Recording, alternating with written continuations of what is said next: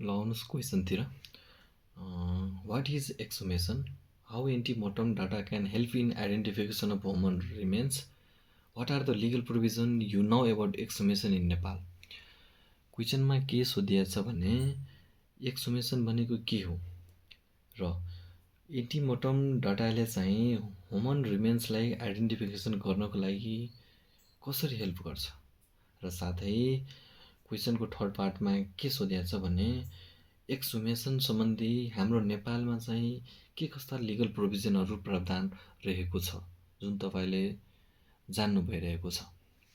र अब आउनुहोस् एक्सुमेसन सम्बन्धी।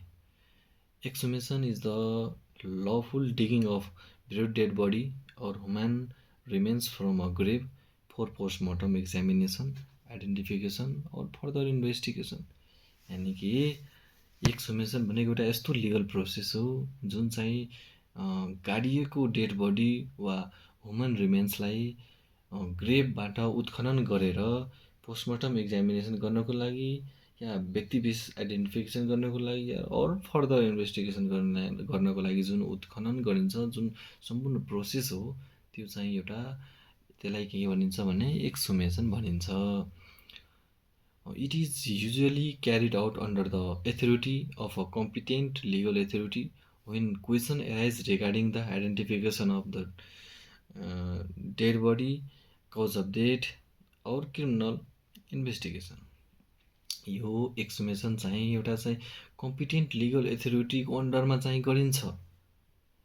किन गरिन्छ भन्दाखेरि जब कुनै प्रश्न एराइज हुन्छ relating to identification of dead body, cause of death और क्रिमिनल इन्भेस्टिगेसन। ल हेर्नुहोस् कति सिम्पल छ। र त्यसै गरी अब चाहिँ क्वेसनको सेकेन्ड पार्टतिर हेरौँ। Role of antemortem data in identification of human remains. सबैभन्दा पहिला चाहिँ एन्टिमोर्टम डाटाले चाहिँ ह्युमन रिमेन्सलाई आइडेन्टिफिकेसन गर्नको लागि के कस्ता भूमिका खेल्छ र यो एन्सर दिनुको अगाडि चाहिँ एन्टिमोर्टम डाटा भनेको चाहिँ के हो त्यो बुझ्नुपर्छ।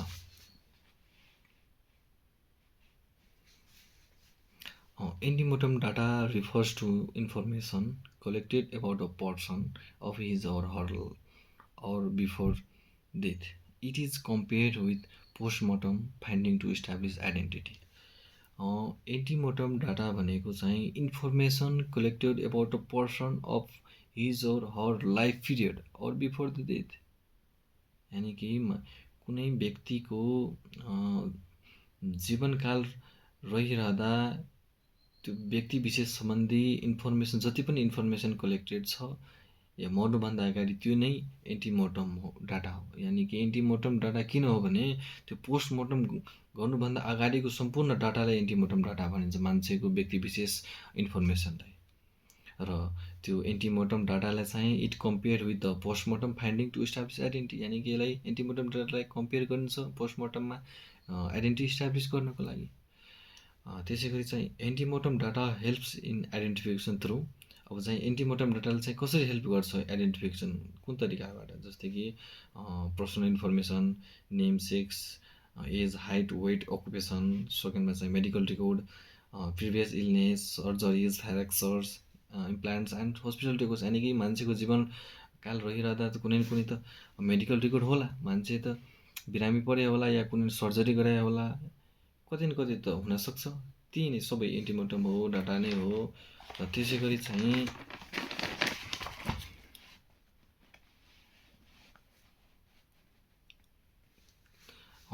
थ्रीमा चाहिँ dental records, missing teeth, fillings, dental X ray सबै भइहाल्यो, फिङ्गर प्रिन्ट भइहाल्यो। कम्पेयर जुन फिङ्गर प्रिन्टलाई चाहिँ के अरे पोस्टमर्टमको फिङ्गर प्रिन्टसित कम्पेयर गरिन्छ। कुनै लास भेटाएछ या उत्खनन गरेर लास निकालेछ या बडी पार्टको कुनै अङ्ग भेटाएछ भने, बडी पार्ट भेटाएछ भने त्यसलाई कम्पेयर गरेर बडी पार्टको फिङ्गर प्रिन्ट कम्पेयर गरेर चाहिँ आइडेन्टिटी इस्टाब्लिस गरिन्छ। त्यसै गरी चाहिँ 5 नम्बरमा चाहिँ डिएनए एनालाइसिस। एन्टिमोर्टम डिएनएलाई जस्तै मेडिकल रेकर्डहरूमा चाहिँ डिएनएको यदि गरेको छ भन्दा पहिला चाहिँ त्यसलाई भेटिएको बडी या पार्टलाई बाट डिएनए कम्पेयर गरेर चाहिँ आइडेन्टिटी एस्टाब्लिस गरिन्छ। त्यसै गरी 6 नम्बरमा photographs and physical features, scars, tattoo, birthmark, के अरे फेसियल क्यारेक्टरिस्टिक्स, यो कुनै बडीहरूमा त ट्याटू होला, बर्थमार्क होला, र यो विभिन्न ट्याटूहरू बर्थमार्कहरूबाट मान्छेको चाहिँ आइडेन्टिटी एस्टाब्लिस गरिन्छ। त्यसै गरी 7 नम्बरमा radiological records, x-ray, CT scan and skeletal abnormalities, त्यसहरू यो सबै एक्सरेहरू, सिटी स्क्यानहरूबाट पनि मान्छेको व्यक्ति पहिचान गरिन्छ। 10 antemortem data provides reliable evidence for the positive identification of decompose mutilated burn or human beings, यानि कि एन्टिमोर्टम डाटाले चाहिँ एउटा रिलिएबल एभिडेन्स चाहिँ प्रोभाइड गर्छ, जुन चाहिँ हेल्प गर्छ आइडेन्टिफिकेसन अफ डिकम्पोज मल्टिलेटेड और बडीहरूमा, जस्तै के अरे सडियो गलिएको चाहिँ के अरे बर्न भएको बडीहरूलाई चाहिँ पहिचान गर्नको लागि। ल आउनुहोस् क्वेसनको थर्ड पार्टतिर।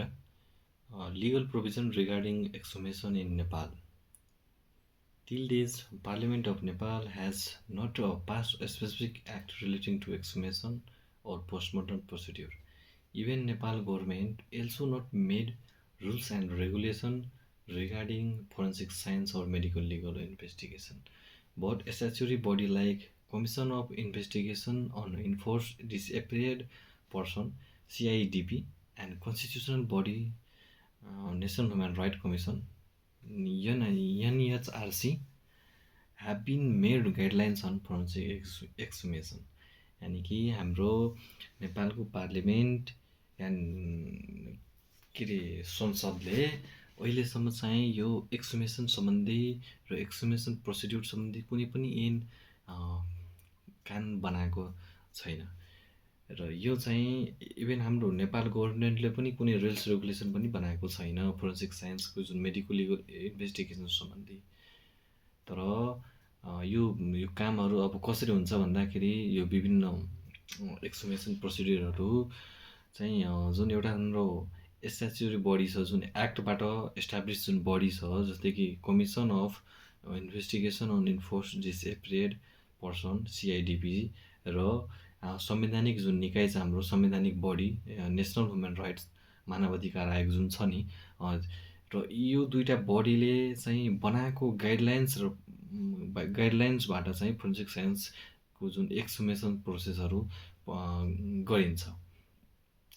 हामीले चाहिँ अब CIDP has been performing forensic exhumation from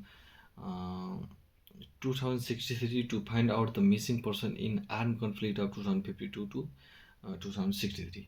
यानि कि CIDP भन्नेको जुन छ नि, commission of investigation on enforce appeared person, जुन एउटा चाहिँ जुन के अरे एक्टबाट स्थापित जुन बडी हो नि, यो किन स्थापित गरिएको थियो भन्दाखेरि जतिखेर सशस्त्र जनआन्दोलन भइरहेको थियो 2052-63 सालमा, र 63 सालतिर जुन सम्झौता भएर अन्त्य भएको थियो, र त्यो सशस्त्र जनआन्दोलनको दौरानमा जुन व्यक्तिहरू मिसिङ भएको थियो त्यसलाई चाहिँ इन्भेस्टिगेसन गरेर फाइन्ड आउट गर्नको लागि चाहिँ CIDP को चाहिँ एस्टाब्लिस गरिएको थियो 2063 सालतिर।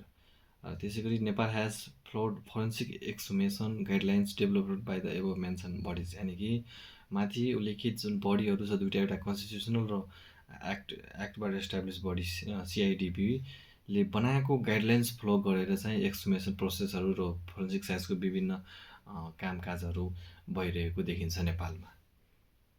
त्यसै गरी चाहिँ अब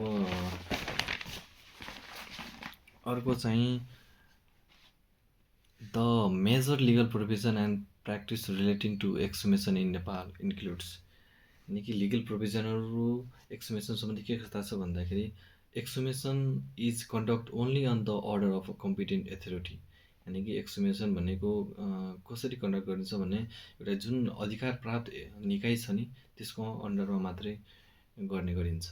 basically Nepal police has given authority to investigate case of homicide, but in the case of exhumation there must require CIDP personal forensic expert and photography. Basically नेपालमा चाहिँ नेपाल पुलिसलाई चाहिँ होमिसाइड सम्बन्धी इन्भेस्टिगेसन गर्नको लागि अधिकार दिएको रहेछ।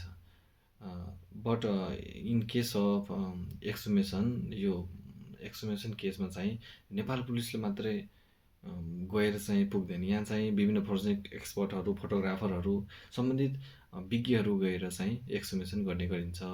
थर्डमा चाहिँ the process is documented carefully including photography, collection of evidence and preparation of the reports.